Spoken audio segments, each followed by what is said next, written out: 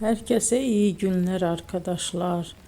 Bugün sizler için sevilen oyuncularımız Can Yaman ve Demet Özdemir'den çok romantik fotolarını sizler için hazırladık.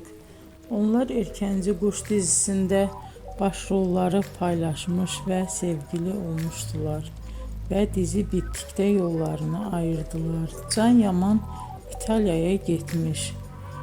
Orada yeni dizide rol almış arkadaşlar. Biz de sizler için onların en romantik karelerini hazırladık. Arkadaşlar kanala abone olup yorum yazsanız, videoları sona kadar izleseniz çok sevinirim. Hoşça kalın. Bizden bu kadar arkadaşlar.